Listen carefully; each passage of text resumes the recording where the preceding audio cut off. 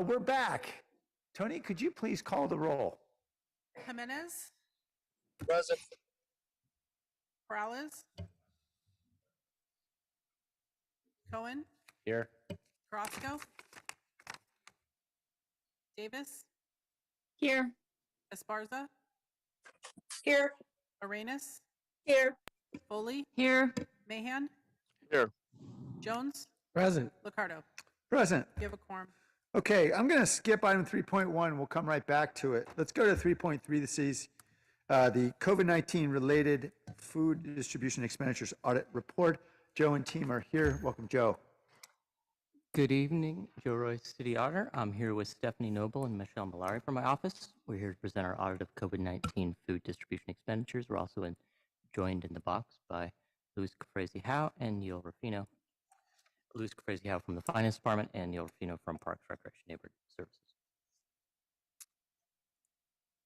The COVID-19 pandemic created an unprecedented demand for emergency services, and at the start of emergency, Santa Clara County requested the city provide food necessities throughout the county. The city coordinated a network of food providers to feed vulnerable county residents from 2020 into 2021, and the city has continued to coordinate food services within city limits throughout the emergency. Before the pandemic, the city had limited experience providing food services. Its primary experience was through the Senior Nutrition Program, which provided around 200,000 meals per year. Staff estimated that the city needed to increase the number of weekly meals by 1.3 million to meet demand from the pandemic. The city used the general fund and federal relief dollars to significantly expand its food distribution efforts. Each source allows money for food distribution, but funding rules vary on target populations, expenditure deadlines, and requirements around documentation and procurement. The Administration Division of Parks, Recreation, Neighborhood Services, or PRNS, has managed the city's food distribution efforts since it was transitioned out of the Emergency Operations Center in summer of 2021. The city has also created a finance recovery group to oversee reporting and compliance of the federal and state grants received by the city during the pandemic. The objective of this audit was to review the transparency and accountability of food distribution expenditures during the pandemic. We had three findings. The first is the city spent $79.3 million on food distribution.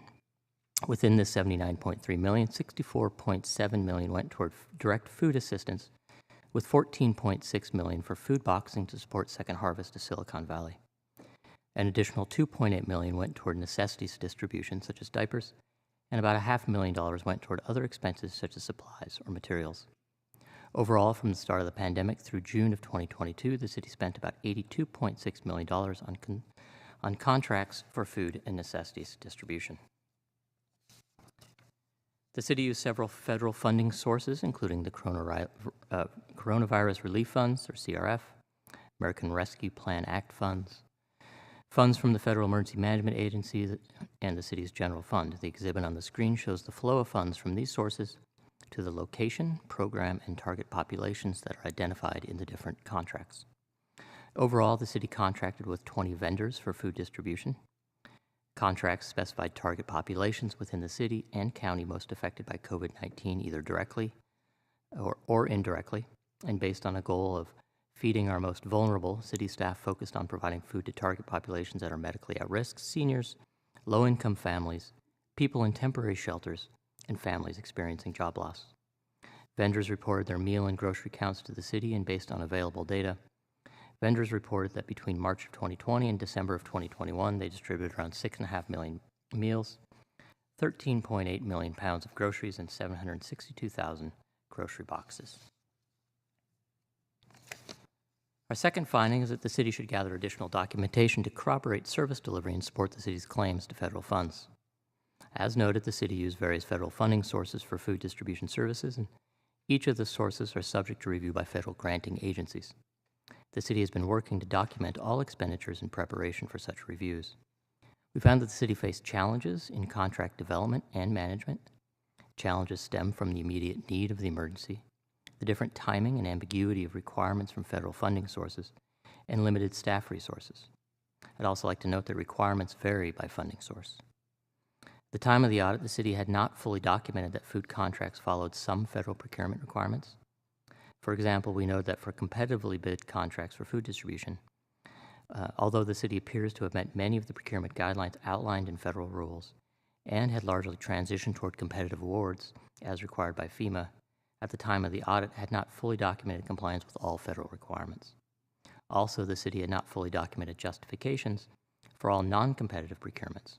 Multiple organizations that held advisory positions on the Food Distribution Steering Committee or a nonprofit leadership council received sole source contracts. These bodies were convened to assist the city in its food distribution efforts. The city should address any appearances of conflict of interest by documenting such decisions around vendor selections. Overall, to help ensure the city met procurement requirements for its various funding sources, we recommend the city collect additional documentation on steps taken during competitive and non-competitive procurements.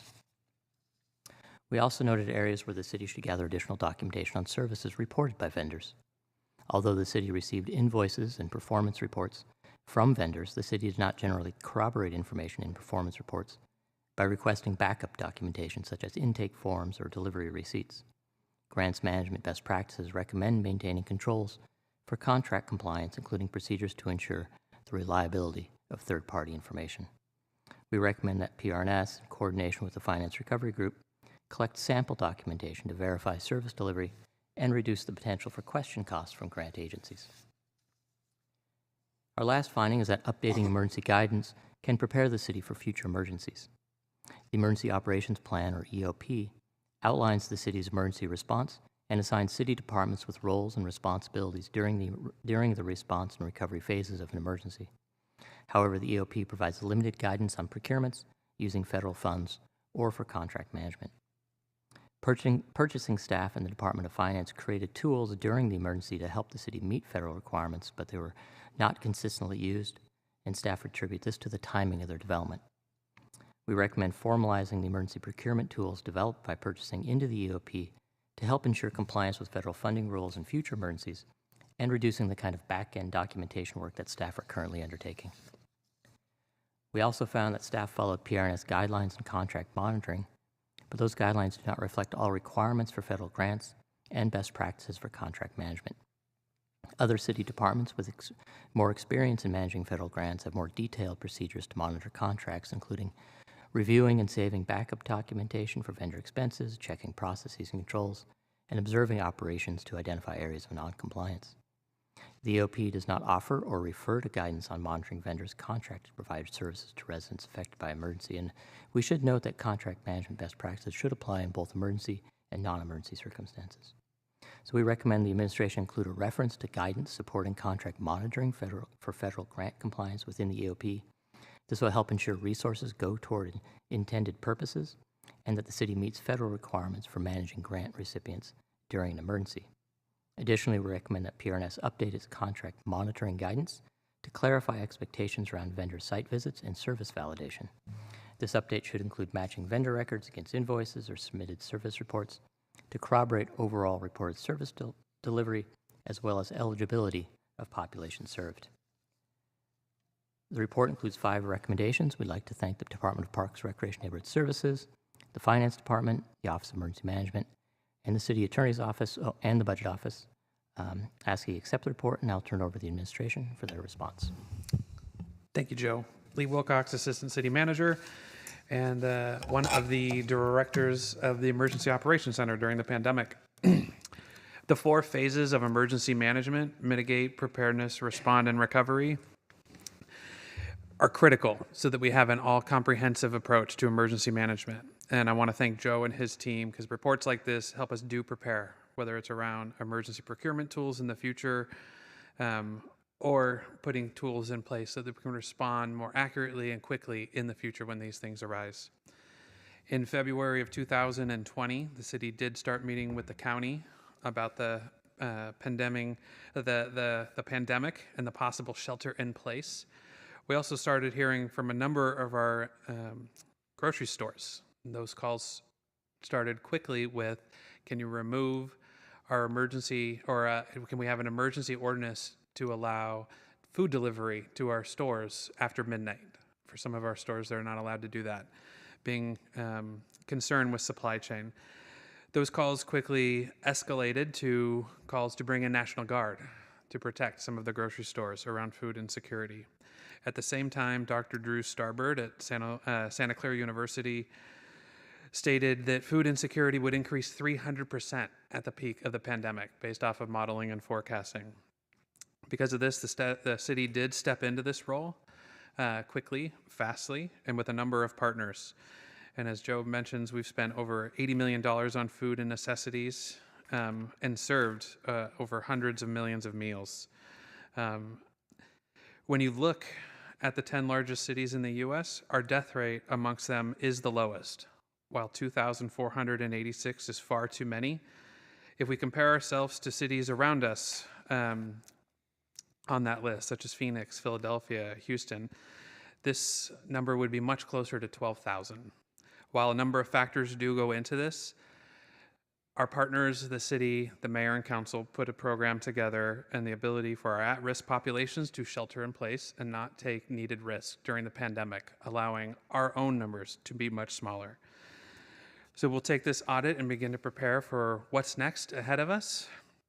But I do want to thank city staff, the mayor and council for their trust, as well as Second Harvest of Silicon Valley, San Jose Conservation Corps, Resiliency Corps, Silicon Valley Council of Nonprofits, Catholic Charities, Health Trust, Team San Jose, Loaves and Fishes, Hunger at Home, Off the Grid, Vegelution, Jose Andredes, World Kitchen, and the National Guard of California in implementing this program for our community. Thank you. Thank you, Lee. All right, let's go to the public. I have no hands up. All right. Let's go back to council. Let me just say and echo a very big thank you to the entire city team that worked so hard on food distribution. I know I saw Dolan earlier and many people in this room, Lee and everybody worked so hard. Neil, thank you for all the very quick response that rapidly scaled. And I recall it being more than 2 million meals a week. Is that right? I think at the peak, we actually served 3 million meals one week. Is that right? Yeah, okay. So I was just trying to reconcile that to 1.3 million. But anyway, that's whatever it was a lot of meals. And it was a lot of people who we helped. So thank you for all the great work. I had one question, Joe, and it was really about the nature of this audit. When I saw this on the work plan, I assumed this would be a performance audit. It'd be an audit to try to understand, how do we do, right? We just spent 80 plus million, 89, I guess, on this effort to try to help keep people fed. And I was hoping what we see is, hey, here's how we responded. We did this well. We really served these particularly needy neighborhoods well, or maybe we didn't do so well over here and we learned something. And instead what I got was clearly a financial, an audit entirely about financial process. And maybe you can help me understand better about the origin of the audit request and sort of why you decided to go the path that you did. So that's a great question. So originally on our work plan, it was a to be determined scope. It was COVID-related expenditures with a scope to be determined. I believe it was the fall of 2021. There was council direction or request, and it was adopted by council to focus on food distribution. There was a memo from council members Esparza and Arenas, which asked us to look at the transparency and accountability of expenditures to start with the food distribution work. Okay. And so that was the focus. So we tried to scope the work such that one bucket of work was around the transparency, which, you know, where did the money go, who got the money, and who was served. And so that was basically the first finding around kind of that 82.6 million or the $79.3 million. Just trying to show kind of the flow of funds from the different sources all the way through to who received them. On the accountability piece, we were really looking at a couple pieces. One of them was really, were we holding the contractors to the services that they promised in the contracts? And it came clear to us early on that some of the controls weren't as strong as we wish they were. And so that's why we focused on the finding two, looking at it, making sure that those procurement rules and all of that documentation around procurement were solid because there's a big risk because we're using federal dollars. And then so that's the first piece, and the other pieces are on monitoring. Again, just making sure from an accountability standpoint we were getting what we were contracting for. So that was the focus. The direction from council was really to look at the transparency and accountability, and that's how we scoped it to address those two pieces. Hope that's Okay. helpful. I appreciate how you got there. Was there, I know it's not reflected in this audit, but is your team able to discern anything about, for example, whether there was a significant amount of food waste or whether there were better ways for us to be deploying? Was that at all within the scope of any study? I know it's not expressly laid out in the audit, but. So thanks for the question. We didn't specifically try to look at alternative means of delivering services. This was, again, if I go back to the beginning, this was a new line of work for the city, and our understanding, we're really relying on the partners, whether it's Second Harvest or the other partners, to kind of building out using their existing services and then setting up food distribution networks. We didn't go too far into could we have done it better in that respect. Part of it was one reason for that this is not a line of business that I expect the city continue on, so I'm not sure exactly what the benefit of those recommendations would down the road. But again, trying to circle back to those original questions we had from the council members about transparency and accountability. Okay, thank you. Well, speaking of the council members, I know Councilmember Esparza was one of the co-authors. She's got her hand raised, so Councilmember Esparza. Thank you. Thank you, Mayor. And I actually appreciate, Mayor, the distinction between a financial audit and a performance audit. And you were going in the direction of being interested in getting some performance feedback. And I think that it makes a lot of sense. I had a couple of questions, and one is, have we reconciled our with the county? I know that we had gone back and forth with the county and the FEMA reimbursements. Have we reconciled that? I don't know who wants to take Lee. I think people are looking at you. Thank you for the Thank you for the question, Luz Gafrezio, Assistant Director of Finance for the city. We are still having discussions with the assistance of Cal OES, which is the California Office of Emergency Services, FEMA, and the county to sit down and figure out who pays for what and who applies for what. And the purpose is really just to make sure that both the county and the city realize the maximum amount that they can from the sources, from the funding sources that they can. So we are still in discussion closing those out. And is that a part of finding number 2? Is that an aspect of that finding and the part of that report? So finding number 2, hang on one second. The city should gather additional documentation to corroborate service delivery and support the city's claim to federal funds. Yes, that would be part of it. So we are continuing to have that effort. I would like to call out Alice Borick of her team, who is the grants recovery team and finance team that's doing all that work along with their partners and PRNS and other city organizations that are providing supporting documentation. It is a onerous effort. It is a lot of documentation. It is a lot of review, but that is ongoing and will be going on for quite a while. Okay. And do we know how much we're negotiating with the county to be made whole, or who can get reimbursed from what? We have a number of funding sources, and for this particular food distribution effort, we have a little bit of CDBG, we have a little bit of ARPA money, we have a little bit of CRF, and so we're actually just looking at it as a pool of money from different organizations and grantors to both the county and the city, and we're just trying to see where we can do the best that we can.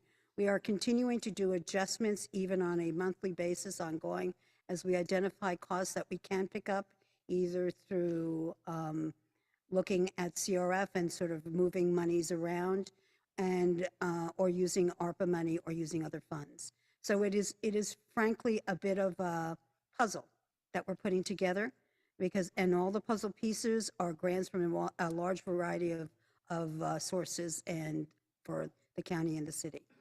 So it is not a small effort. No, I can imagine. So I guess what I'm trying to get at is the county couldn't make us whole with their funds, and then they can determine on their end what could be reimbursable by FEMA or ARPA or whatever. They can't make us whole. We have to still negotiate with the county in terms of who is going to get reimbursed for what at each funding source. Is that correct? Yeah, it's generally the funding source would be FEMA. And so those are ongoing discussions. Okay. Okay, I that's very interesting to me, and I hope I will go back. I mean, I remember when we were sitting in the wing and we had a presentation, and one of those aspects of the presentation was food, and I believe the county had asked us to do food distribution, and so there wasn't a lot of clarity at the beginning, which is how we got here. But I really want to acknowledge the fact that everyone jumped in to keep people alive, and I know that this is onerous, and I wish we had been able to negotiate some of this stuff at the front end, but this was incredible, amazing, literally life-saving work that was happening all over the city, and people were just figuring it out. And so I really would like to thank, even I know this is an audit and I know this is the financial part, but I'd like to thank everyone at PRNS and Public Works and DOT who acted quickly to stand these food distributions up. And then here we are all this time later, and you're trying to sort this out. And as you mentioned, we'll be continuing to sort this out. And I just want to say thank you.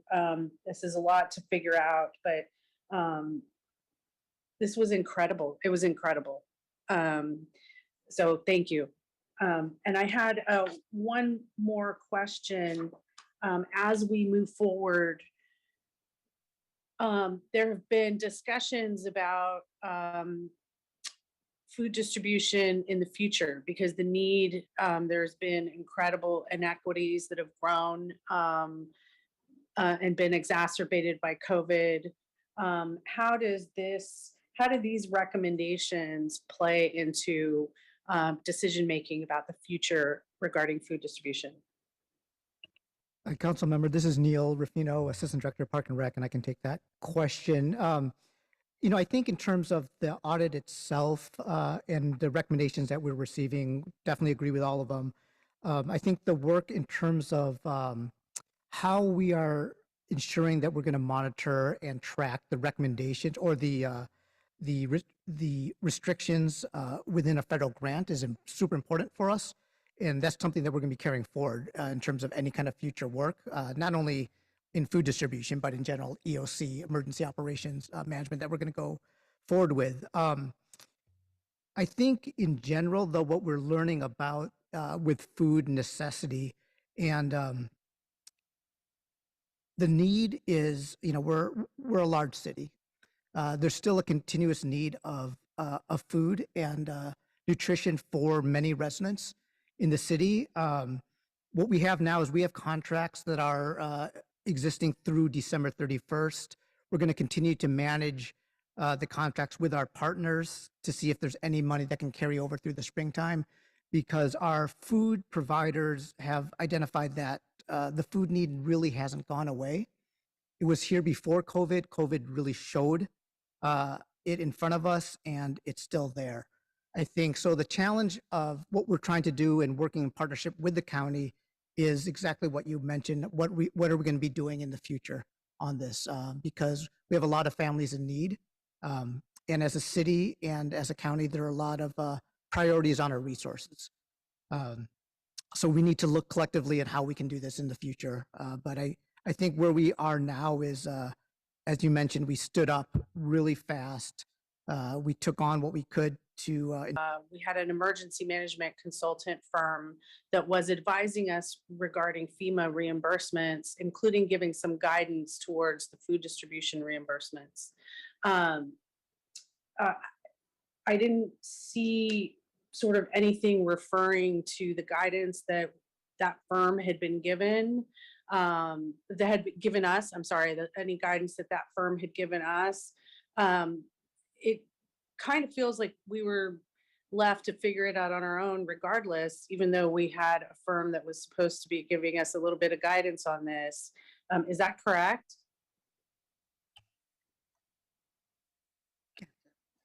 So this is Joe.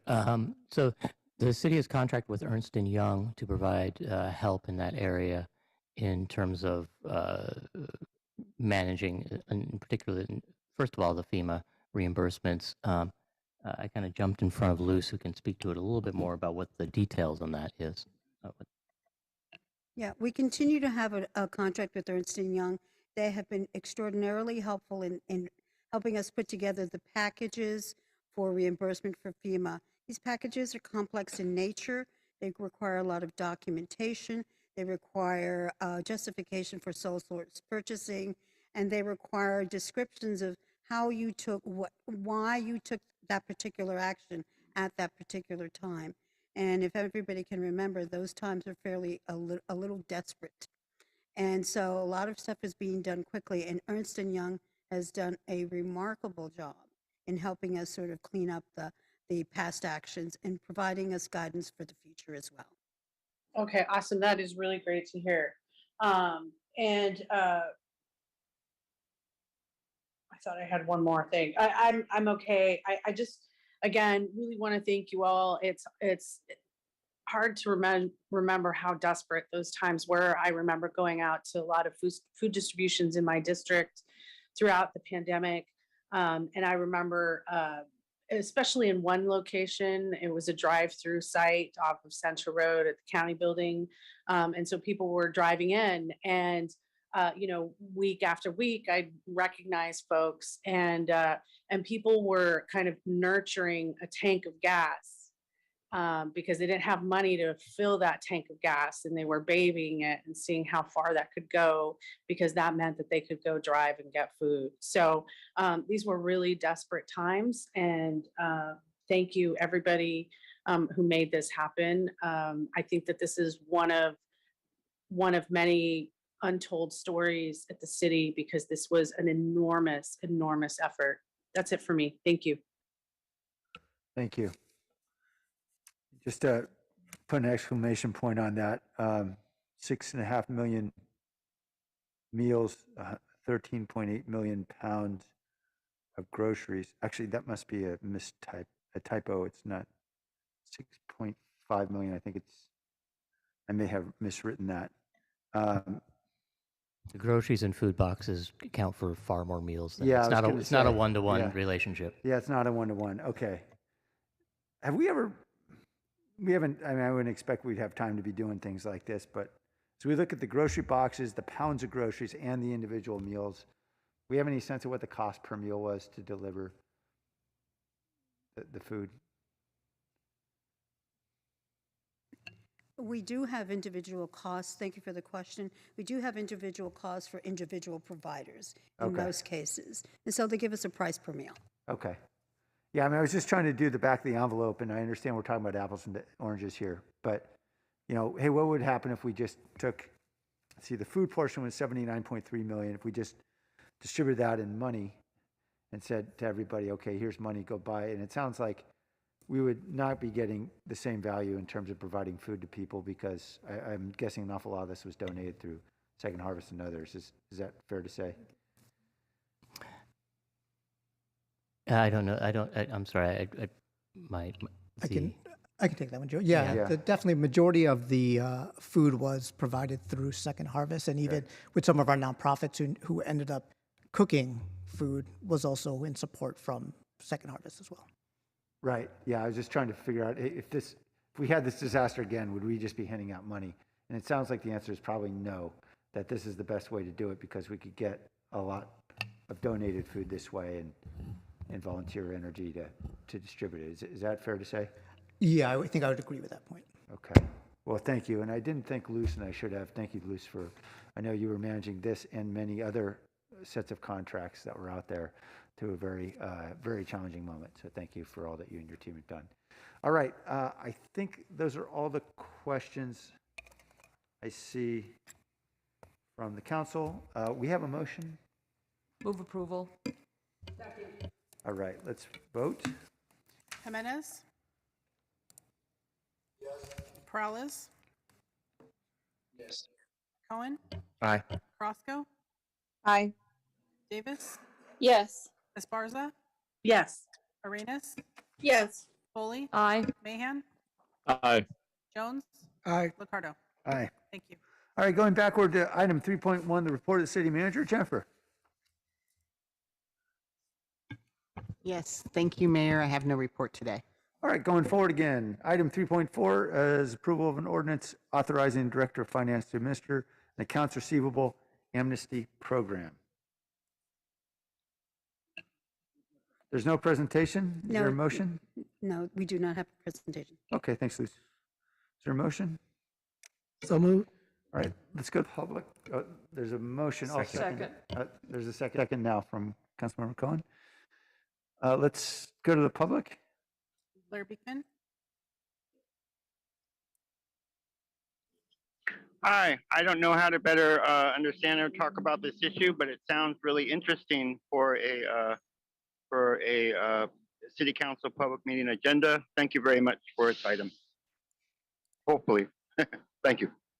Okay. I just have one very quick question, Luce. The business tax amnesty, there are 4 criteria about eligibility for accounts that are eligible for the program. The last one is that the debtor's account does not include outstanding amounts owed for unpaid taxes or permits. And that struck me because I was thinking, well, gosh, a lot of these businesses aren't just struggling to pay their business license fee, they're also obviously going to struggle to have other unpaid bills, including other permits or taxes. So is there a reason why we set that restriction in place as opposed to saying, well, look, we understand businesses are struggling, there may be other unpaid fees? Thank you for the question. This is not a business tax amnesty program. This is an accounts receivable amnesty program. And so the difference between this is we have already had a business tax amnesty program that worked fairly well. And we expanded that during COVID-19. This goes for another population of accounts that we have in our accounts receivable system. So a lot of these are, most of these are residents. And so they'll have things like blight fines, or they haven't paid their tree maintenance, or they haven't fixed their sidewalk. And so these are fines that are based on the city went in, provided some services, and now the city is attempting to reimburse it, get that money back for providing those services. So we don't expect a lot of that overlap. You've made an excellent point, and I'm sure that we'll run into that. We'll see how that works. Okay. But this is a pilot program, I will be honest with you. And so we're going to see how that works. Okay, thank you. All right, let's vote on the motion unless there are other questions. Councilmember Esparza. Just wanted to say thank you for making this work, and I look forward to seeing the results of the pilot. Did we already make a motion? Did I miss that? Yeah, there is a motion. Oh, Yes. okay, all right, okay, I'll vote then. Thanks. Okay. Any other questions? Let's vote on the motion. Jimenez? Yes. Perales? Yes. Cohen? Aye. Roscoe? Aye. Davis? Yes. Esparza? Yes. Arenas? Yes. Foley? Aye. Mahan? Aye. Jones, Aye. Ricardo. Aye. Thank you. Thank you. Item 3.5 is the cannabis business ordinance revisions.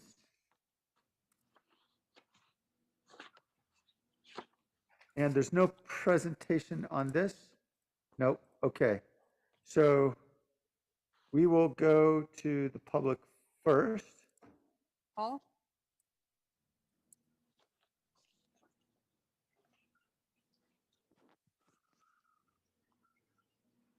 Yes, Paul Settle from the Horseshoe.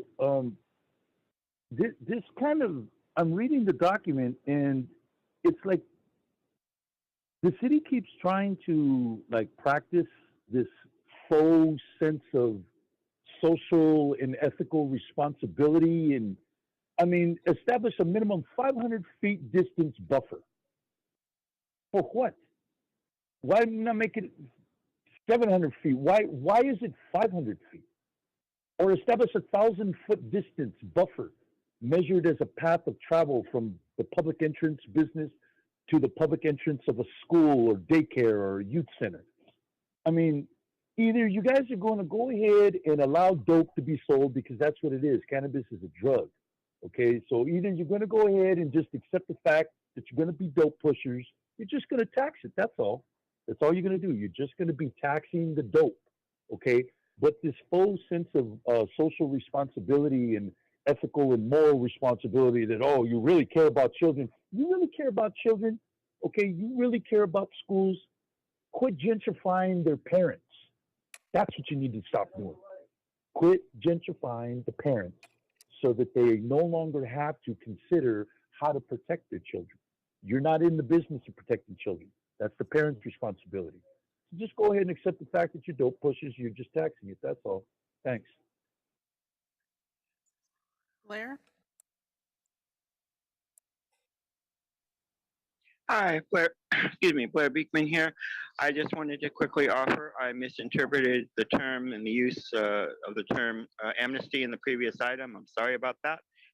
Thanks for explaining the item as you talked about it. Sorry for any troubles. Thank you. Back to the council. All right, thank you. First, I'd like to go to Jennifer, and then we'll go to council. Yes, so I just wanted to call the council's attention to the early consideration response form to this, which basically says that this is a yellow item for us. So, however, we may be able to create some capacity with an item that's going to rules, I think tomorrow, and which would allow us to get to do this work before the end of the calendar, or the end of the fiscal year. So I just wanted to, is that correct, Rosalind? Yes, she's nodding her head. So I just wanted to call that to the council's attention. And I'll offer a self-serving note that it's a memorandum that I signed with several colleagues that if approved at the Rules Committee, it would have to go to the council too, or to get, or no, just if it's approved at Rules, then. That's that'll at break rules the- tomorrow, Mayor, and Yeah. staff is green lighting it. So if the rules committee approves, it does not need to go to the full council. Okay. Yeah, but it will create, if that happens, it actually will be a workload reduction for us, which will Right. allow us to get to this cannabis work that has, that was presented by Vice Mayor Jones, Councilmembers Perales, Carrasco, and Foley. Okay, so that's my lobbying for that memo going to Rules tomorrow. All right, Councilmember Foley. That's good. So you're Yeah. putting pressure on them to make a decision tomorrow that affects this issue today. That's Whatever it takes. whatever, right? Whatever we could do to move these forward. Well, this is, we're back. We were here, I think in June, and we thought we had passed an ordinance that was really going to do what we would hope it would do, which is namely move some of the cannabis dispensaries out of a heavily impacted area of District 7 and move them into other parts of the city. Unfortunately, it didn't turn out that way. As the cannabis businesses started to research where they could go, they found that there were a lot of prohibitions on where they could be and not just related to our ordinance. So the purpose of our memo, and I want to thank the Vice Mayor, Councilmember Perales, and Councilmember Carrasco for co-authoring the initial memo that went to Rules and then was yellow lit, and hopefully we can get it to move forward and get it completed and have the ordinance submitted by the end of the fiscal year. So with that, I will move my memo and the staff recommendation Second. and supplemental. All right, let's go to other questions. Councilmember Arenas. Thank you, Mayor. I have a question about the 50-foot. We're taking that out of the ordinance in order to potentially have a cluster of cannabis shops in one area, which is what I'm thinking that will happen.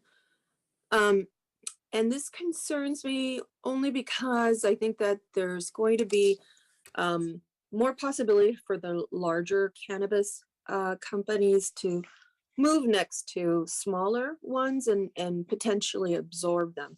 And so I'm wondering if staff has looked at that possibility. If nobody's found a better spot, and potentially because of some of these restrictions, or is it because they've established themselves in that particular area and don't think of moving? People know where to find them, and that's where they're going to stay.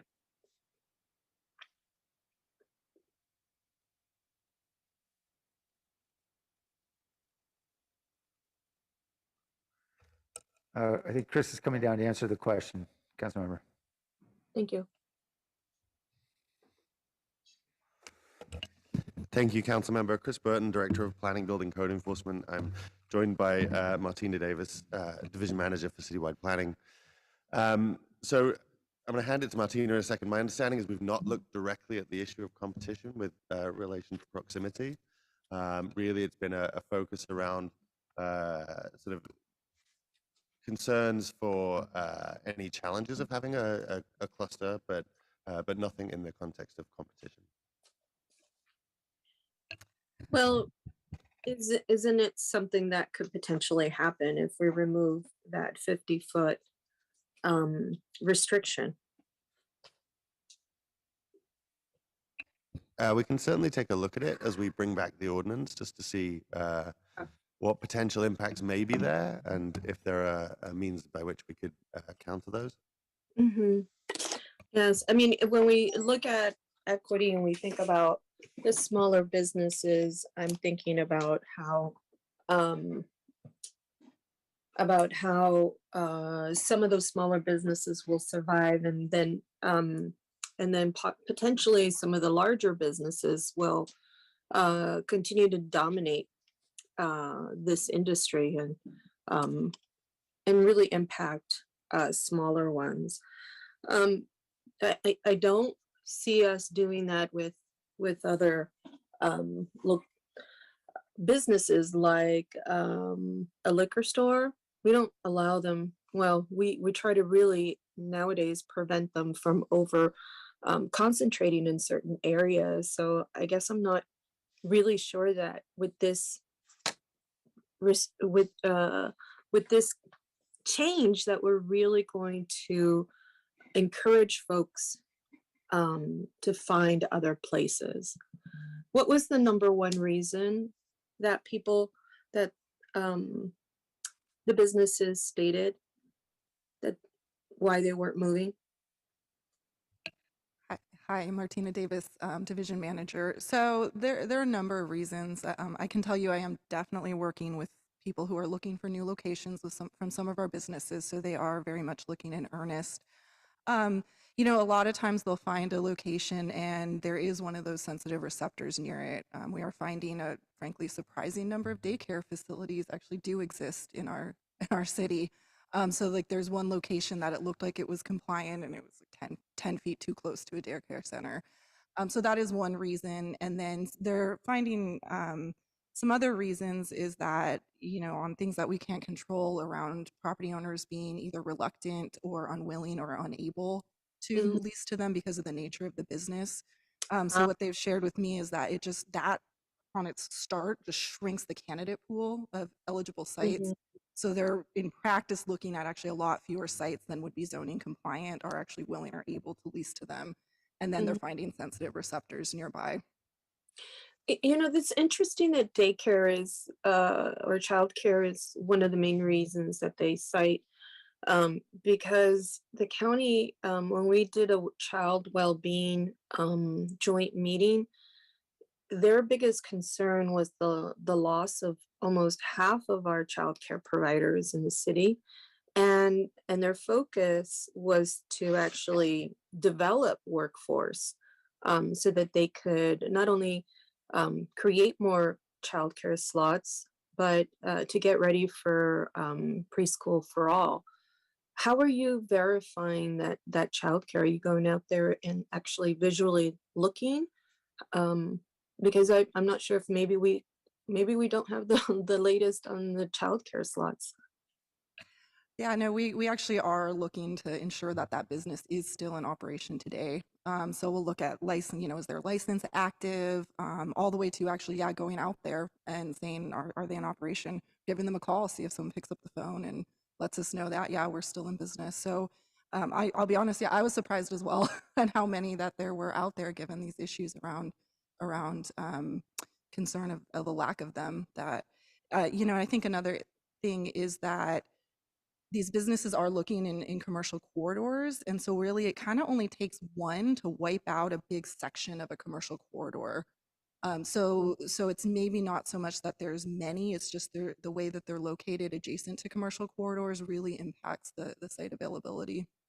Yeah, I guess it doesn't add up for me, in terms of what I've been hearing. We've had two child well-being joint meetings with the county, and their biggest concern is the lack of childcare providers and the loss of childcare providers.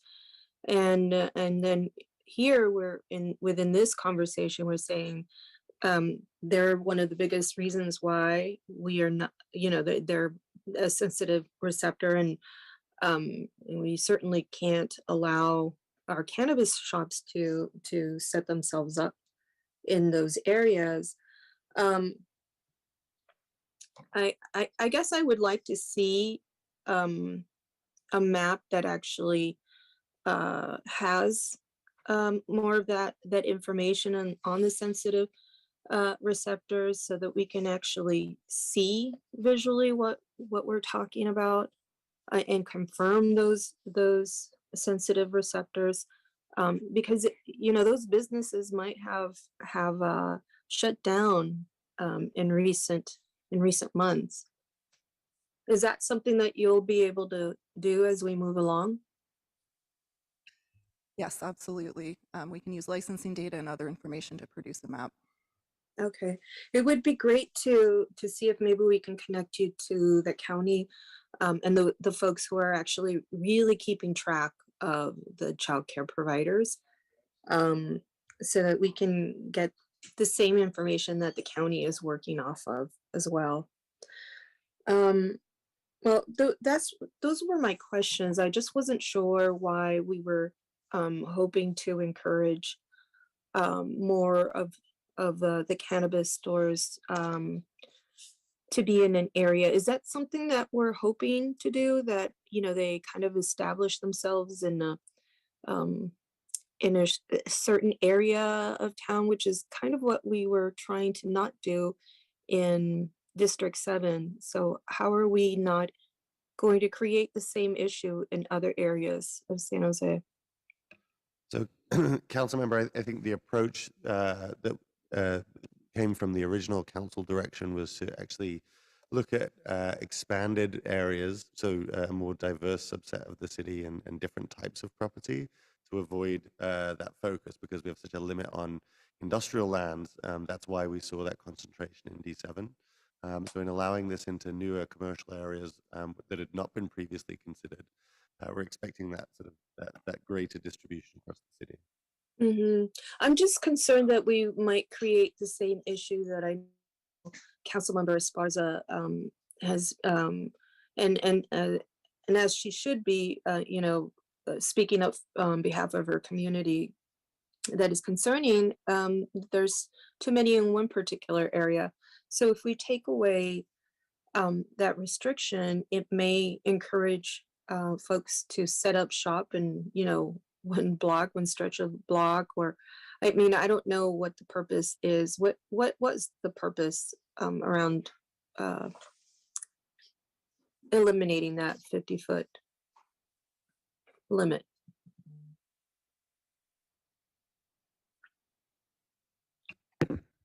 Yeah, council member. So obviously that came from the direction in the memo. So Yeah, so why don't we go to the author? Yeah. Councilmember Feldy, do you want to respond? Yeah, I just want to remind everybody that when we approved this ordinance in June, it was to expand the number of licenses that we currently had from 16 to 32 to the current providers, current cannabis business providers. We did add in, I think, Martina, correct me, or Chris, 2 or 3 for equity businesses as well. So we did expand the number of licenses, but the people or the businesses that can expand their operations are those who already have existing licenses. Truthfully, we're coming here because when we got the maps originally, the map showed a lot of areas that that these businesses could expand to, and with the idea of moving out or decreasing the concentration in District 7. The reality is that only a few parcels were identified as available, and maybe only 1 or 2 because of a lot of different factors, not just our receptors, but the factors of maybe there's a federal loan that the federal bank who has the loan on the property would prohibit that sort of thing.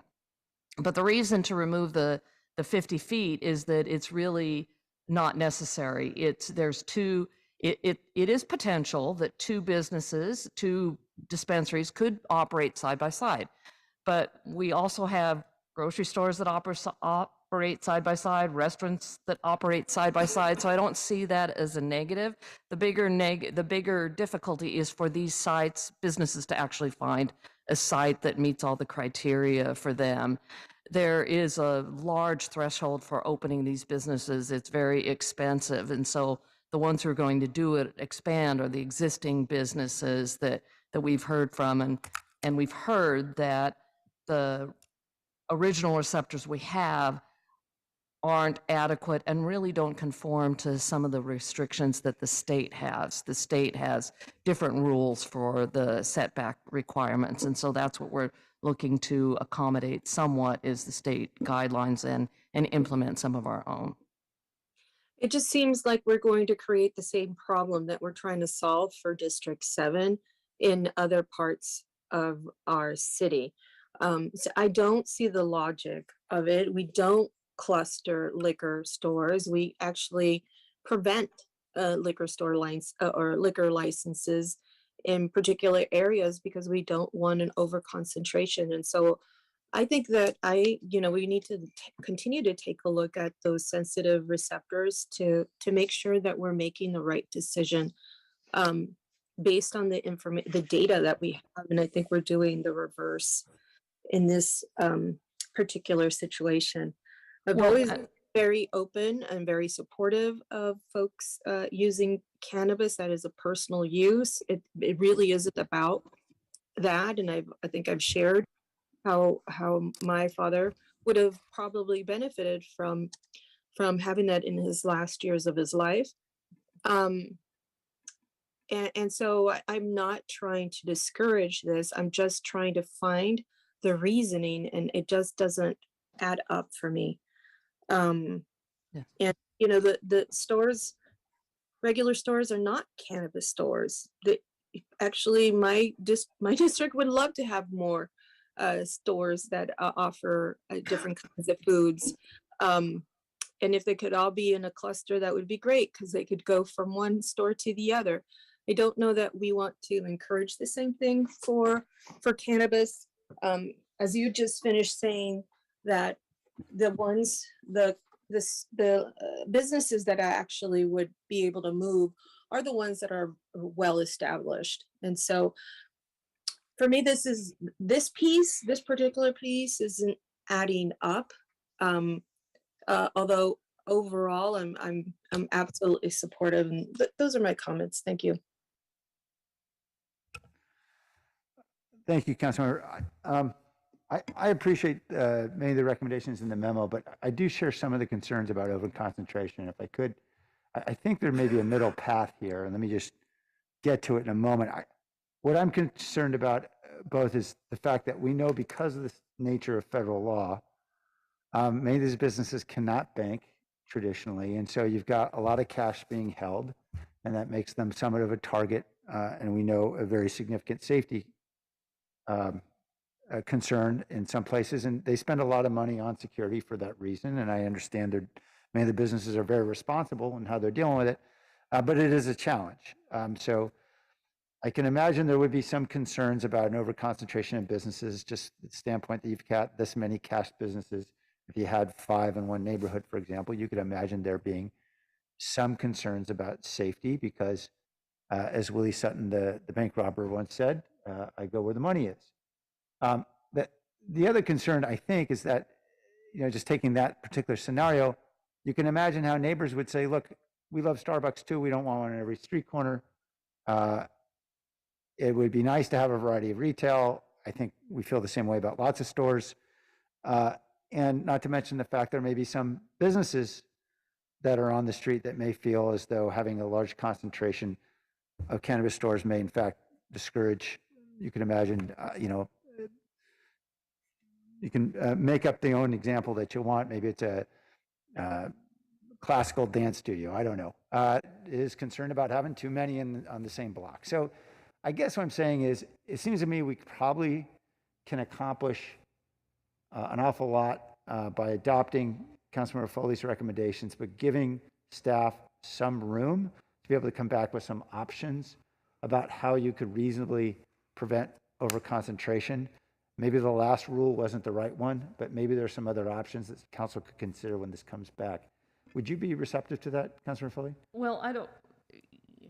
Two things. One, I do know that there are banks who are these businesses can bank with. Comerica, East West Bank as 2 examples of banks that are taking business, that are allowing these businesses to deposit with them. There's that. But to your point, what is an overconcentration? What does that mean?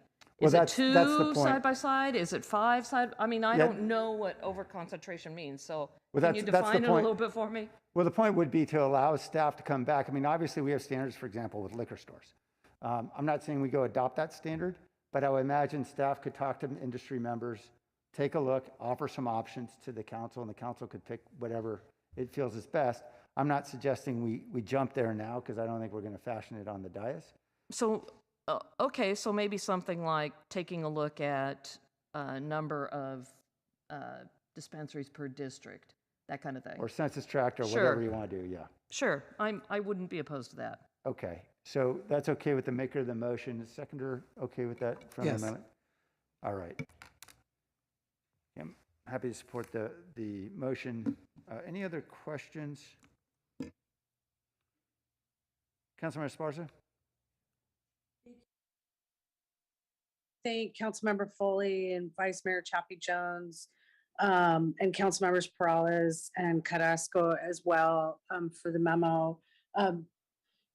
I won't bring up the fact that we do have a definite oversaturation in District 7, and thank you for continuing to support to bring some equity to District 7 and by continuing that exemption.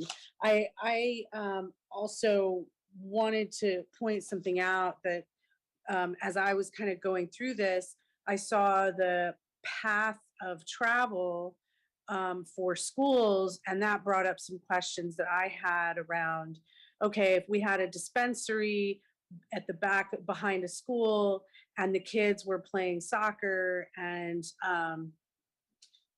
they would see the dispensary and smell, because you can smell it, right? And they could smell it, but no, this it also includes a 500-foot, it includes a setback from the parcel itself. And so I wanted to point that out because I really appreciated that. And then I I also had some questions about oversaturation in other areas. And so I really appreciate the dialogue that has been going on and can support the motion moving forward. I think that is a thoughtful approach to ensuring that the communities that have, you know, have frankly paid a higher price for the war on drugs don't become oversaturated in other parts of the city. And so I just wanted to say I really appreciate that,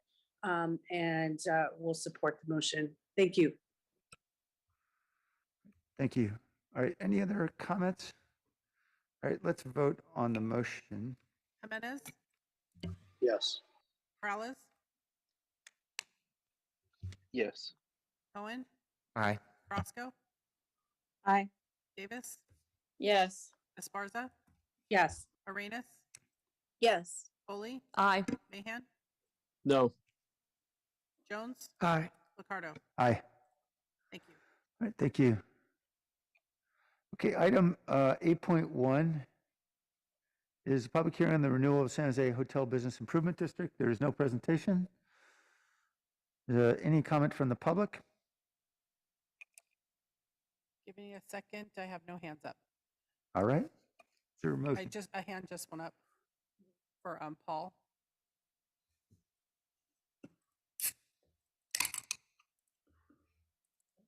Of course, I can't watch it. Paul Soto from the Horseshoe. Of course, I'm going to exercise my constitutional right to comment on every single item that impacts the context in which I live. And this particular item with the hotels, I don't think we have. With you guys are trying to legislate policy that is going to accommodate people that are visitors here. I think you really need it because we're on this moral theme of being morally and ethically conscious about our environment. You really need to start paying attention to the people that aren't visitors here, that are residents here, that live here, and that have been continually dealing with the generational impact of redlining and wealth deprivation. Okay, the land still has not been reparated. You owe the Chicano community, and we're going to collect. And so the fact that this city continues to focus on visitors, you really care more about people that are coming to San Jose than you do about the people that built San Jose. That right there, I want someone to start commenting on that. You people really act like you're the moral authority of this city. And in fact, you're corrupt.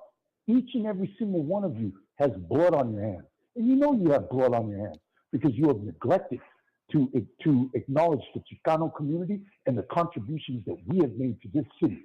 But yet you want to accommodate a visitor through this policy with the hotels?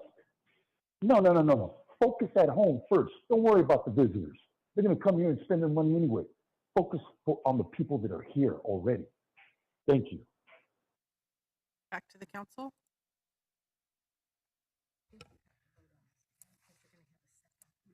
Oh, I'm sorry. This is not a voting item. Forgive me. This is simply a hearing. So we have opened the hearing. We had public comment. There will be a second hearing. All right. So we're not going to vote. We'll close the hearing now and we'll resume it on that future date in December 6th. Okay. So here we go. We'll move on to the next item.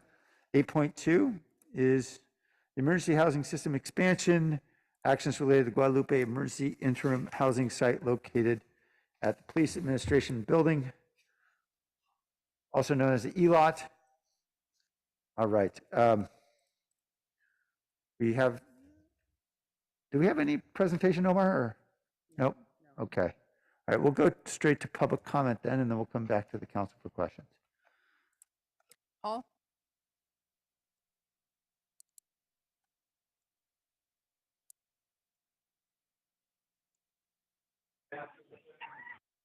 Yes, Paul Soto from the Horseshoe. Can we get away from the emergency thing?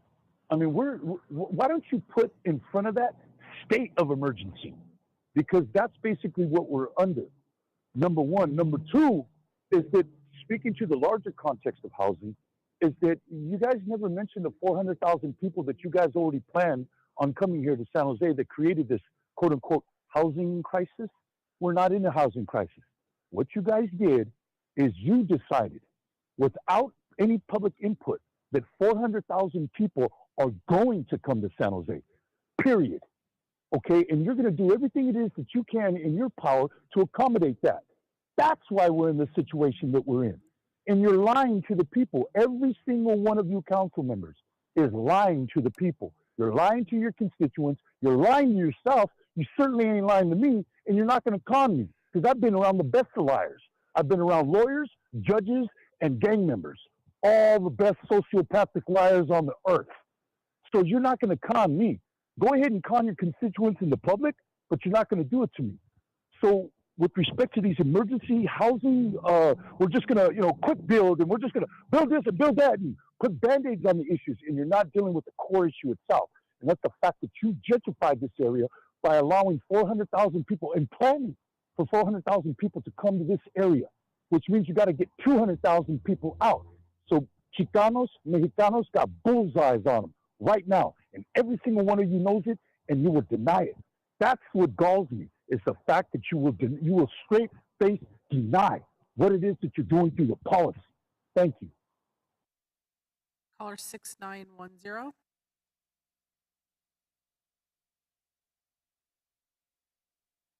I just wanted to give a shout out to the housing department for the great job that they've done with everything over at Spring Street, and I just expect more great things from them. I also wanted to say what a fantastic job PRNS has done with causing trauma to an already traumatized population. What a outstanding job they've done with sweeping people with no notice, allowing them to take no belongings, walking away in tears, barefoot. That's been amazing. And also the great job that Paul Pereira's done with having I don't know what kind of relationship with a volunteer, but it certainly doesn't seem to be above board, and always allowing them inside the work area when nobody else is allowed in. It's really a questionable relationship there. Also, just swearing at the unhoused folks that are there, swearing all the time. I mean, that is really the kind of outstanding performance that I would expect from somebody who is so high up in the mayor's office. So I commend PRNS for the kind of job that they've been doing, also not communicating with the housing department. I mean, that is some outstanding work. And also allowing a volunteer to constantly get in the way of preventing housing staff, Destination Home First, from getting people housed. I mean, there This should is really be solely an award comments for that. on the Lottie project. Do you have anything specific to this project? All right. Sorry, didn't mean to hurt your boy. Blair? No, I just want you to keep on the actual subject here. Hi, Blair Beekman. I wanted to speak to unhoused issues. I guess I will save that for public comment time, and very much of a thank you for the previous public comment. Back to council. All right, thank you. Back to the council.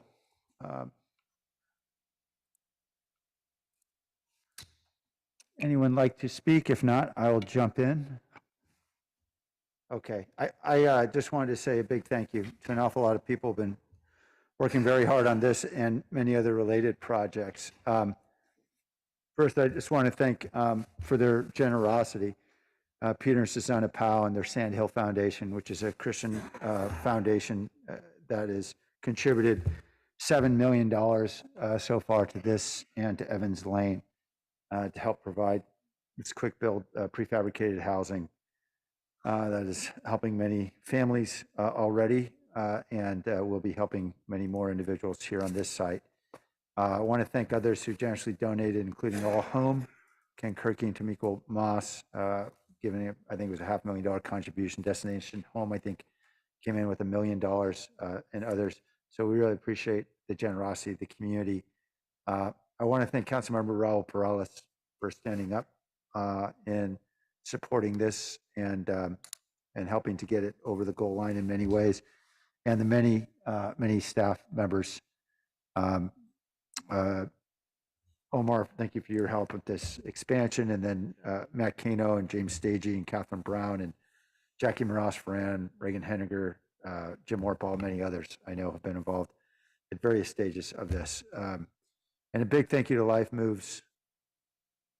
I'm sorry, wait a minute, this is not Life Moves. This is Life Moves, right? I may have the operators messed up. This one is Life Moves. Okay, got it. Okay, yes. Big thank you to Aubrey Merriman and Paul Simpson. Thank you for that, Jackie. And to Goodwill, to Trish Dorsey and the Goodwill team. We are thrilled to see this moving forward. I really want to thank Mackenzie Mawson and Nathan Ho on our team as well, and the mayor's office have been working really hard on all of these projects with the city team and many partners. Really thrilled to see Goodwill partnering with Life Moves, an operation of the site, and helping to provide employment opportunities for the residents. And I know that there are recommendations here to expand public works staff for obvious reasons. I understand we've got a lot more buildings to maintain now, but I'm hoping that as we develop these programs with Goodwill and now with the San Francisco Foundation, hopefully coming back with their study soon. Jackie, you know when that's coming back? Is that in the spring? Yeah, okay. So in a few months, we'll see some opportunities, I hope, see how we can actually provide employment opportunities for the residents in supporting the maintenance and operations of their own community. That would be, I think, helpful both in terms of making these communities more sustainable and also helping many of the individuals get back on their feet. So I'm very excited to see this expand. And thankful that so many people came together to make it happen. All right, are there any comments or is there a motion? So moved. Second. Thank you. Let's, Councilmember Esparza. Yeah, thank you. I had a question around the expansion. So we are figuring out the parking spaces, is that correct? Yeah, we're in the process of working with the PD. I think we've got Public Works here that can follow up if you have a specific question. Yeah, so, mainly I'm concerned that we have it, we have a lot of support staff that work at that location 24/7, dispatchers and record clerks, majority of whom are female staff, working, shifts where they get off at 3 a.m. and I'm concerned about how we where they park and how they get there in a way that is safe. The jail is nearby, and they let folks out in the middle of the night. It's late, right? I mean, it's late and it's downtown. And so that's really my concern is around the plan for where our own city staff are going to safely park to get to work every day.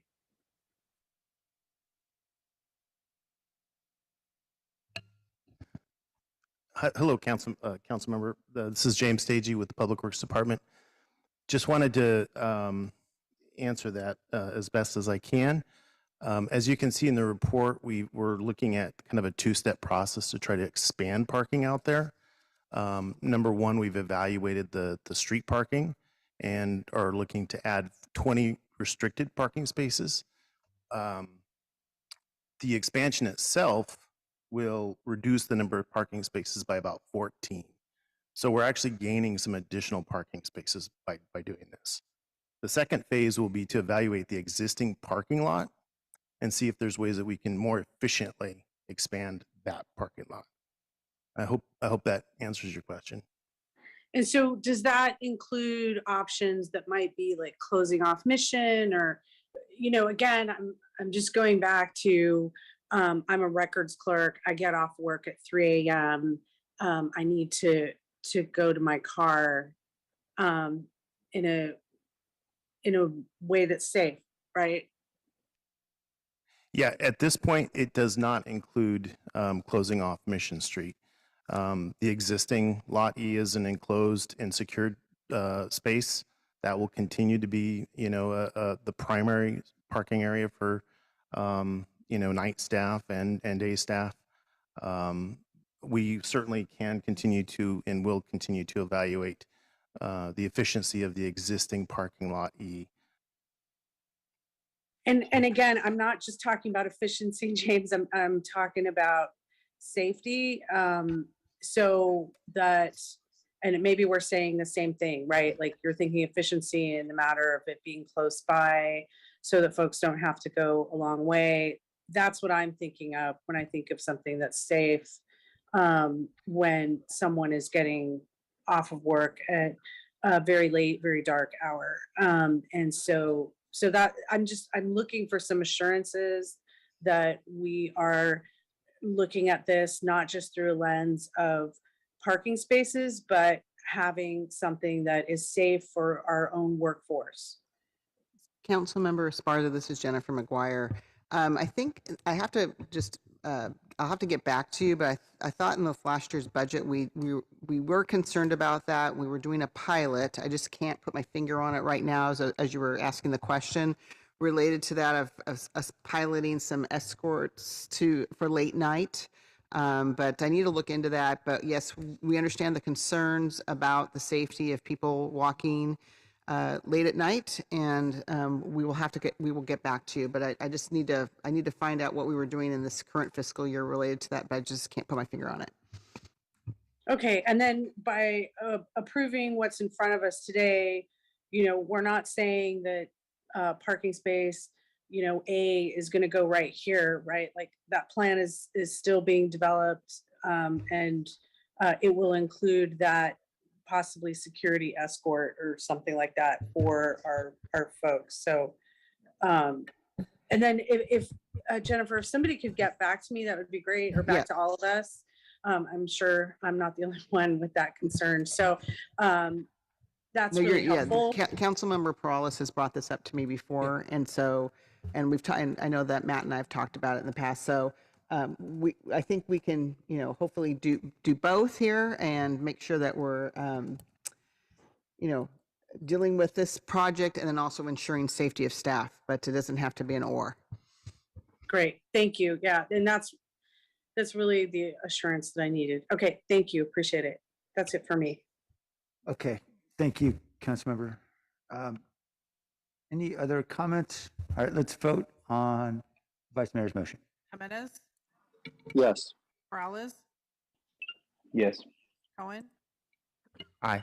Roscoe, Aye. Davis, Yes. Esparza, Yes. Arenas, Yes. Foley, Aye. Mahan, Aye. Jones, Aye. Liccardo. Aye. Thank you.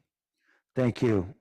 And happily, we're ending on 8.3, which is also an expansion of our emergency housing system related to the Home Key Program Round 2 funds from the California Department of Housing Community Development for the interim housing located on Branham and Monterey. There is a presentation here.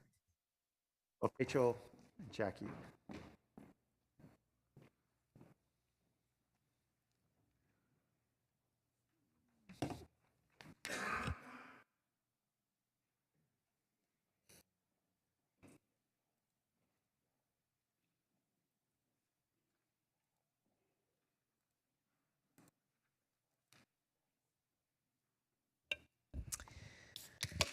Good evening, Mayor and City Council. It's Rachel Vanderveen, Deputy Director of the Housing Department. I'm joined this evening with Jackie Morales-Frand, our Director.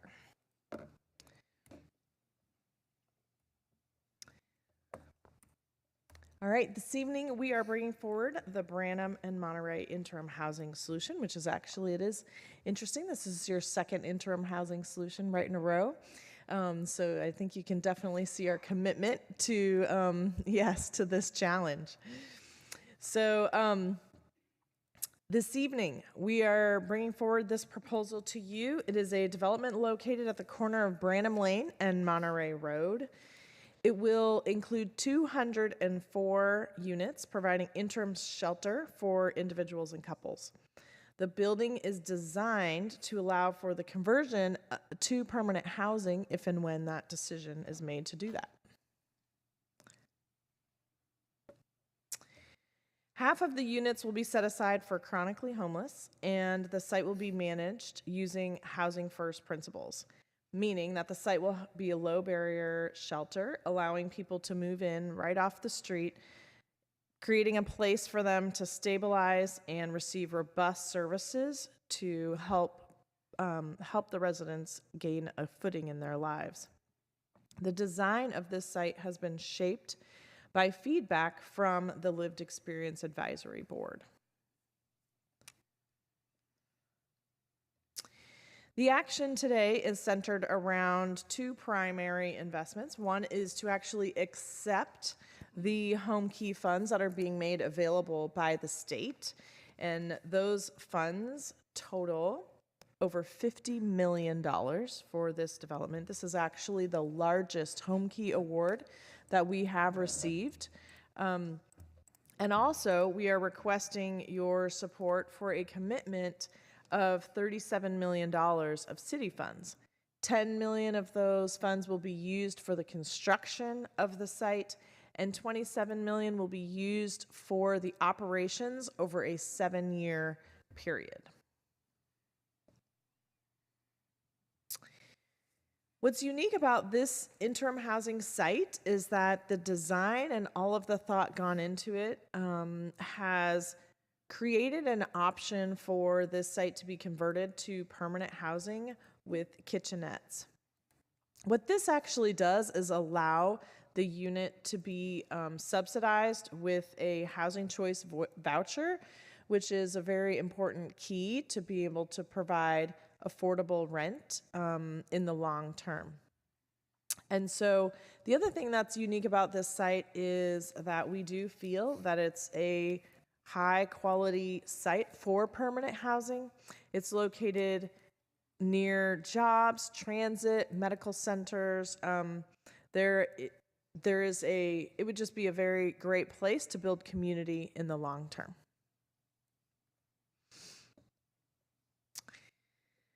So this site is an example of true partnership. Tonight we want to recognize Life Moves for bringing this whole idea forward to us. We appreciate Aubrey and his leadership with Life Moves, Paul for completing the home key application, and Joanne for shepherding this concept through every single twist and turn that might have come our way. I also want to thank John Sobrato for his commitment to finding solutions to the challenges facing our unhoused residents. This project also included input from our Lived Experience Advisory Board, who is really helping us shape what this housing should look like to provide the very best experience possible. And we also want to thank the county for also providing funds for operating. This is, once again, this site is unique in that the county is also providing operating support. We also want to point out that planning, building, code enforcement have really dedicated a lot of time into this and trying to understand how this modular construction will work, and their support has been outstanding. Finally, I want to recognize that both District 2 and District 10 have been supporters of this project. This is actually one of a unique development that switched districts during redistricting. So both of those districts have spent a whole lot of time with the community and just really trying to educate our residents on the importance of this development. So we really thank them for their commitment as well. And this is Jackie, the Morales friend. I'm the director of the housing department, and I do want to thank Rachel and her team for taking on this very challenging project. When she talks about twists and turns, there were many of those to get this project over the goal line. You know, the housing department really led in thinking through what an opportunity this would be to flip this to permanent housing. And so it's really towards, I want to congratulate Rachel for her vision in wanting to put the kitchenettes in, because that does allow this development to really act as permanent housing in the long run. So we're very pleased to see how this project came out. So thank you, Rachel. And actually, I would also just like to take a moment to thank Isaac Arona, who is on my team, who has spent countless hours working on this as well, and just working to bring all of these partners together to really kind of see how this could happen. So I really appreciate his work and time as well. So that concludes our presentation, and we are here to answer any questions that you have. Thank you, Rachel, and I echo the thanks. Thanks for your great work on leadership on this. Let's go to the public, and then we'll come back. Caller 6910.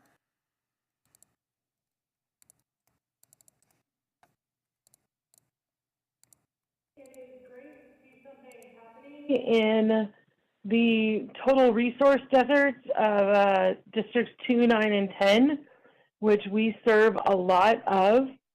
I do hope that the people who live there are treated, who currently live on the site, are treated humanely, and that they are not treated like people over at Spring Street. I also wanted to make a note that when sweeps were handled by John, they were done much more nicely, more humanely, and I think that many of the advocates would agree, as well as the people who have been swept by PRNS. I also would like to see more services, obviously, on the south side in districts 2, 9, and 10. Again, these resource deserts, because it leaves it so much up to the advocates and the nonprofits to provide all these services that don't exist in 2, 9, and 10. I think that's really a travesty to have 3 districts that cover such a large area with such a dearth of services out there. It is nice to see that this is going to be something big, but it's going to take an awfully long time to build. And in the meantime, we have probably 200, 250 people between like the Bass Pro Shop area and like Monterey and Cottle out there on the south side that don't have any place to stay. And we really, really need to work on that, especially during winter. Thank you all. Good job, Housing Department. Really appreciate it, though. Paul?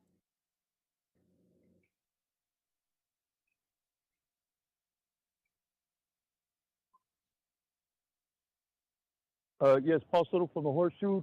Thank you for the last caller. I really appreciate her input and the work that she's doing in the community. Thank you. As another member of the community that works in conjunction with the kind of work you're doing, thank you as another citizen.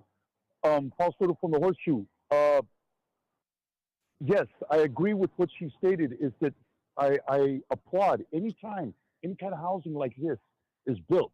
But to think that this was a vision of the senora that was mentioned, that kitchenettes were a vision? What do you mean there's a vision? Como que vision? That's an expectation. That is an expectation. I mean, these aren't visions. I mean, you guys congratulate yourselves. It's almost like congratulating a kid for making his bed. You're supposed to make your bed in the morning. That's not something I'm going to congratulate you about. That's something that's expected from you. We didn't get no allowance when we were kids. We were expected to clean the house. We didn't get no pat on the back. For what? To do what's expected of you? We expect this housing department to do exactly what it's doing. I'm going to congratulate you. No. What I will do is give props to Councilman Jimenez, because I know he's been working in one of the most conservative districts in this city. And this is a Chicano. And he's working in that district. That's hard work to be able to create that kind of balance. So I applaud him for what he and Councilman Mahan have been able to collaborate and to accomplish in that district, because I know that is not easy. I've been to the Hayes Mansion during those meetings, and those people are rough. I thought Willow Glen was rough. But I'd like to see one of these on Lincoln Avenue. That's what I'd like to see. I want to see one of these kinds of housing projects right there on Lincoln Avenue, and see how quickly. Blair. Hi, Blair Beekman here. Thanks a lot for everyone's work on this item. Thanks a lot also for the words of who I think was Sean Cartwright at the beginning. Boy, she offered just some really great words about how there used to be with the sweeps process, a person named John who handled it. That I hope we can remember his name and what his practices were about, because I'm interested in that work. The same issues goes on down here. Yeah, I'll continue, but those issues go on here in San Diego. It's important to get back to those good practices we had with the sweep issues of preparing the community. I wanted to offer that in the importance of the work that you're doing with this Home Key project and what you're accomplishing. It's incredibly important, but again, it's only one part of the process. I would love to see at these council meetings all the other functions that homeless funding can now work towards, and like say was just at the Santa Clara County Board of Supervisors today, the project by Supervisor Chavez and Ellenberg about housing mothers and children. That can be a top priority, that we can house most women and their children by 2025, and a majority, a large portion, and that's hopeful. And that's nice to talk about and think about, and how that's possible is the subsidy funding we now have available, and that's possible to work with, and that we, these are our better selves, our better practices we can now put to good use. And I just wish those sort of items would come to this council more often, and we talk about those things more openly and not be. Back to the council. Thank you. All right. I see both council members Mahan and Jimenez have their hands up, and they both have memos. And I'm happy to go to either. I know that this started in Councilmember Mahan's district and was transferred to Councilmember Jimenez. So, Councilmember Mahan, you had your hands up first. Why don't you go ahead? Thanks, Mayor. Yeah, really appreciate this important milestone. I think it's a super exciting project. I've been proud to play a part in it, and want to echo the thanks to everyone who was already listed. I know our housing department has worked incredibly hard. Mayor, you and your team have put in countless hours on this. The Life Moves team has been there along the way. John and Sue Sobrato personally contributing $5 million is incredible. And then Councilor Jimenez has been a great partner as we've gone through our once in a decade redistricting, and this moved, somewhat unexpectedly from District 10 into District 2, and it's been a seamless transition. So I really appreciate his work. And he and I were talking about the site and collaborating even prior to that, because it was right on the previous border of our district. So a lot of people had to come together and work hard and very collaboratively to move this forward. I really appreciate I think to some it may not seem, innovative may seem like a strong word, but the fact that we are stacking 3 high, that we're continuing to embrace the prefab modular approach, which is faster and cheaper, the kitchenettes and ability to transition to permanent over time. I think there's a lot of components of this that are really compelling and give us some scalability and kind of a path forward that I personally am very excited about. So I mostly just wanted to echo the thanks. I'll say appreciate Councilor Jimenez's memo, and we'll move that in a moment. I'll let him speak to it, but I'll just say I think the emphasis on prioritizing local outreach in the vicinity is really smart and important for us to think about doing across all of our sites, because it's important that neighborhoods that take on a part of the solution see the benefits in their own backyard. And appreciate the points about pedestrian safety and beautification. I think also really critical points. For my own memo, just want to highlight having support from city staff and really clear, consistent communication. We do still get community members who have questions about the project and also aren't clear on which council district they're in, which is understandable, but just want to make sure that we have a really proactive outreach and communication plan.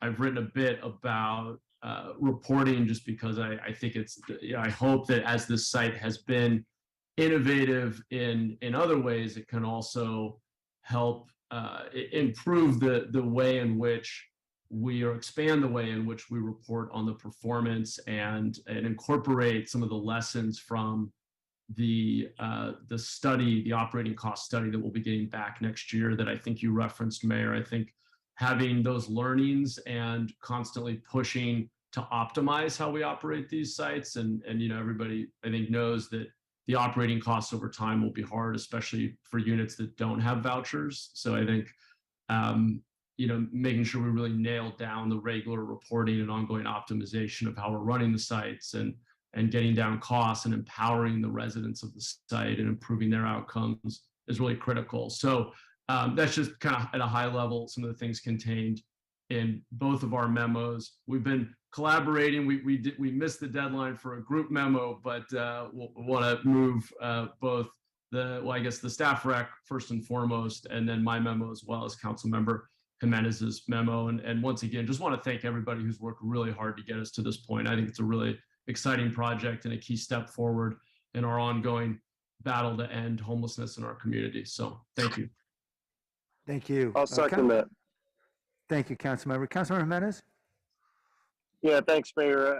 I think all the thanks have really been given just to express appreciation for everyone that was involved in making this a reality. I think it's a very important project, innovative in its own way.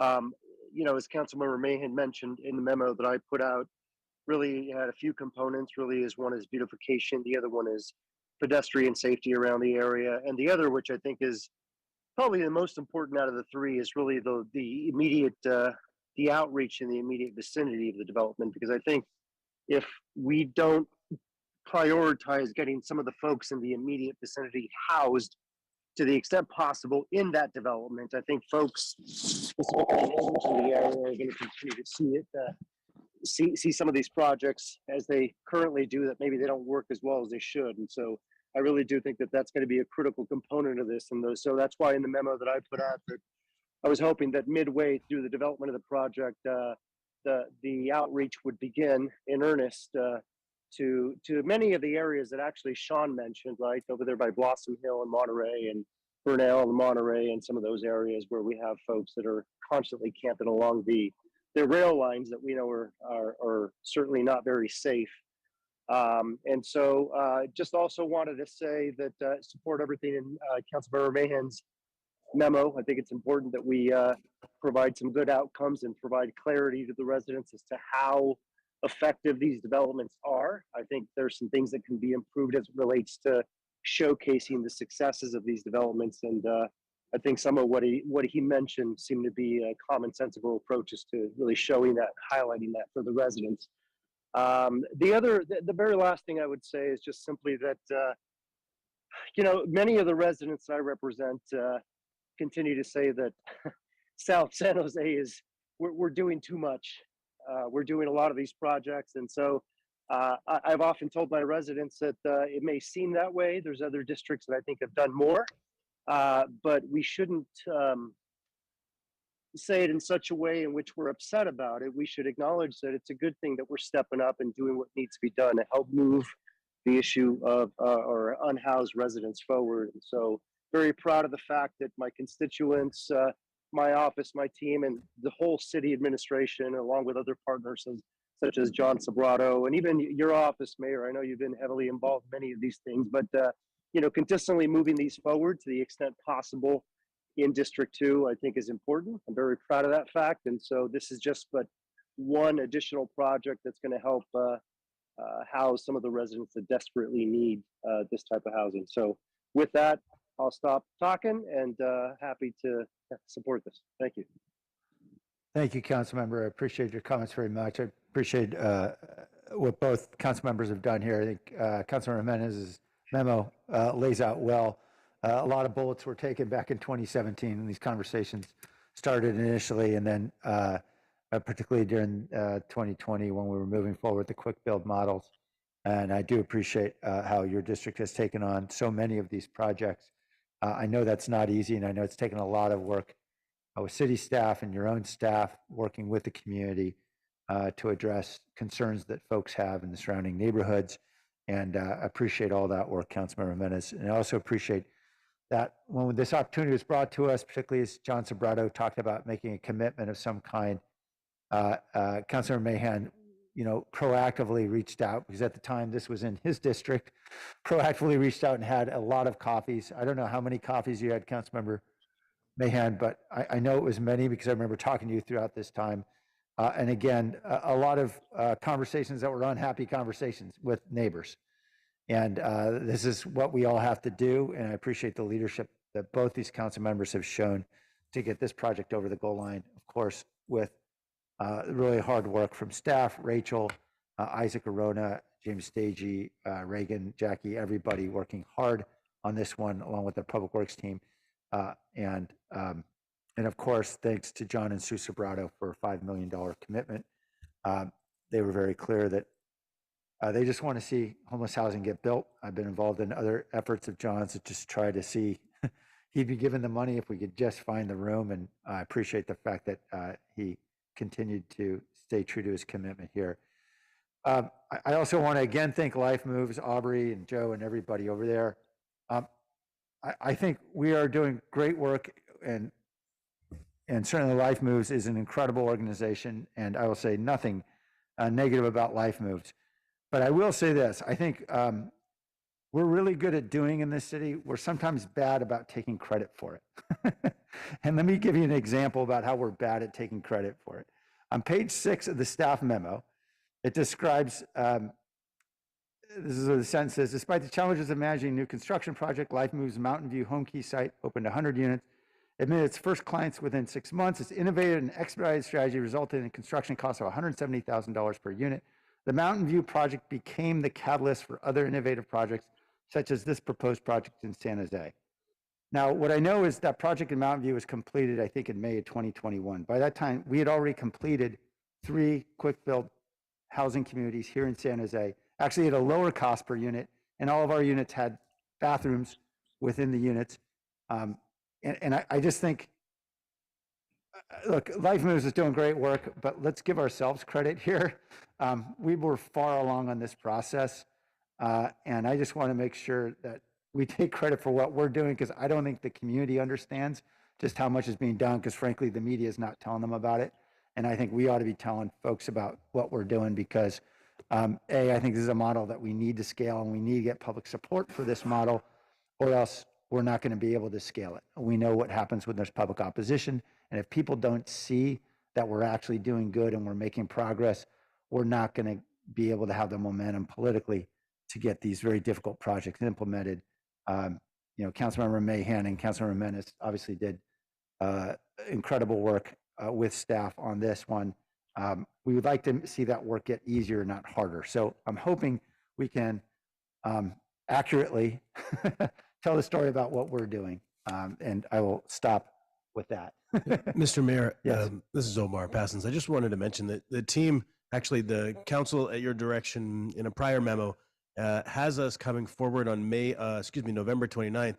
The housing department will be able to really specifically address those successes across the system. Right. So that'll be part of that communication, as well as the existing outreach to individuals right at those locations around those sites. It's something that's built into the way that they have designed the program. So that'll be a good thing to come back with on the 29th. Thanks, Omar. I really appreciate that. Yeah, and I think it's important because we've got to build more of these. We've got a big crisis, and it's going to take a lot of community support. So thank you for that. One quick question, actually 2. I'm sorry, I'll make it fast. First, groundbreaking. Is that going to happen in December?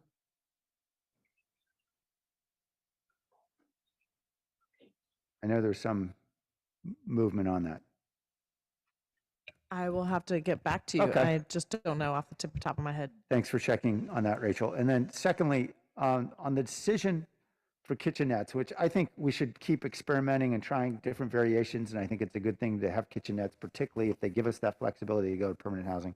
I was under the impression that kitchenettes themselves were not required to make these Section 8 voucher eligible.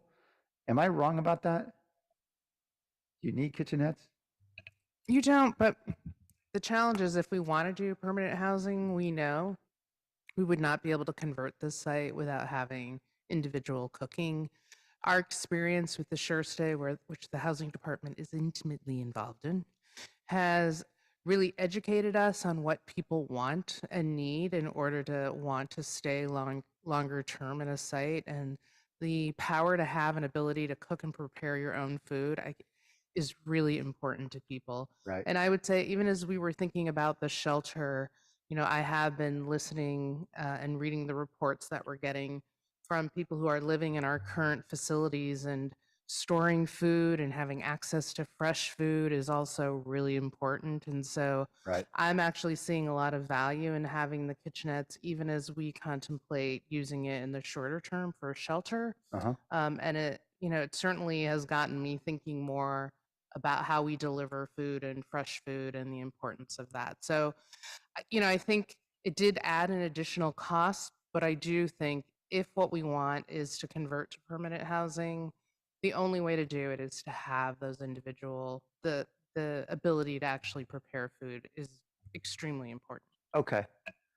Those points are all well taken.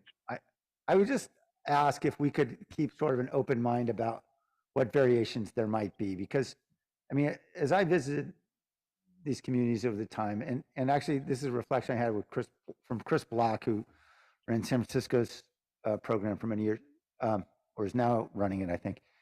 When he visited, he said, this idea of communal dining and communal kitchens is actually a wonderful thing in a small enough community of, say, 60, 80, 90 people, because so many of these individuals have suffered so much from such severe isolation. And the idea that you can bring people together is a wonderful thing. And the one thing I fear is that what we may be doing is confining people back to apartments in the same way we would build any other apartment. And we may lose something that way. And so your points are well taken. I just wonder if maybe we can watch and learn as we go from the varying models. Had I not experienced it from meeting with individuals who right now live in facilities where they don't have access to it, I will tell you, it is the number one thing that we are asked. Yeah. The ability to cook and prepare my own food. It's gives people a lot more freedom. Right. And I do think there's value in community living as well. My response to we need to do all kinds of things. Yeah, we do. need to do Yep. both communal living, shared housing, private apartments. We have an opportunity to do it all, and we should, because it's not a one size fits all for everybody. There are definitely people who need a more communal space, and there are definitely people who will thrive in places where they can have privacy and the ability to control their own environment. But the units are so small, it will require having a nice community space where people can meet and gather. Okay. Thank you, Jackie. So all good points. All right. And finally, I want to thank our voters for supporting Measure E, without which we wouldn't be able to operate this one. All right. Any other questions from my Mayor, colleagues? I got my. Yes, I'm hand sorry, raised. Councilmember I'm not sure if Jimenez. you see it. Oh, it's okay. I just raised my hand because your comments sort of reminded me of something that I'm sure my residents would appreciate me saying, and that is just simply to very publicly encourage every other colleague up there on the dais and every district around this city to look for sites in your respective districts to do what we've been doing to try to move this issue forward in your district. I think that would be appreciated by folks in my district, and I'm sure in District 3 and other districts, to really share in moving and finding solutions for this problem that really affects all parts of the city. So just wanted to express that. Thank you. Thank you, Councilmember Jimenez. All right. Let's vote then on the motion from Councilmember Mahan and Jimenez. Jimenez, Yes. Morales, Yes. Cohen, Aye. Crosco, Aye. Davis, Yes. Esparza, Yes. Arenas,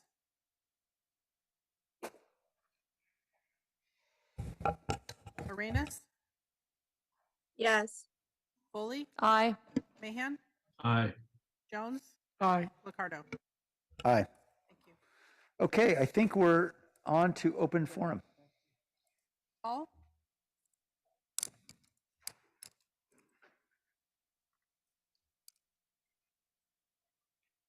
Paul Soto from the Horseshoe.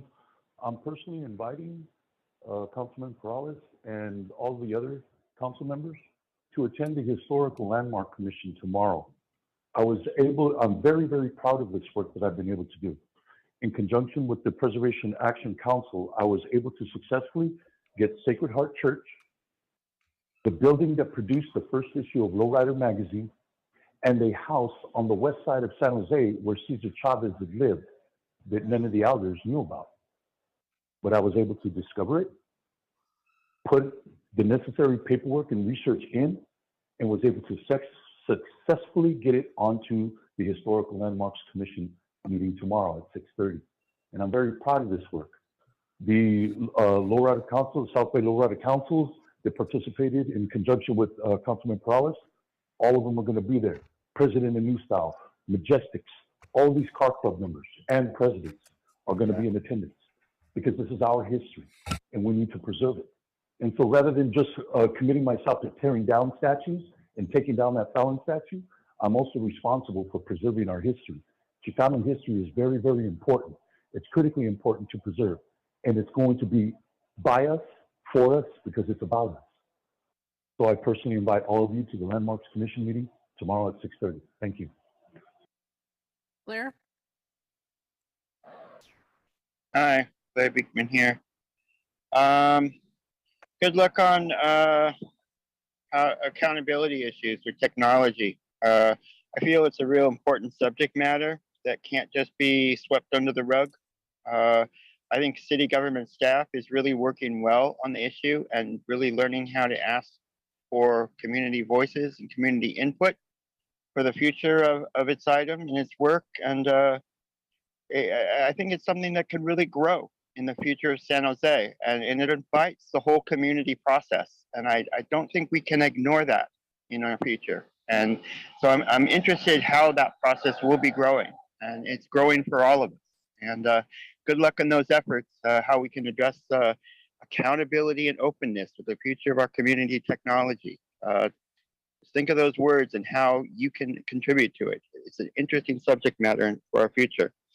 With that said, I wanted to be able to try another time, to try to describe my feelings about, the concepts of racial equity, health and human services ideas, the open and accountable practices with technology work that I do, how all of that can be applicable and helpful to the negotiation process in Ukraine. Like I've been saying, there's two sides. There's always two sides to an issue, and the negotiation process of having, an East-West Ukraine with both having access to the Black Sea areas, that's a concept we don't talk about enough in the media and in our day-to-day lives. I don't think if we just simply made that negotiation process clear, I hope that can help a lot to understand what is actually being. back to the council. All right, thank you. This meeting will adjourn.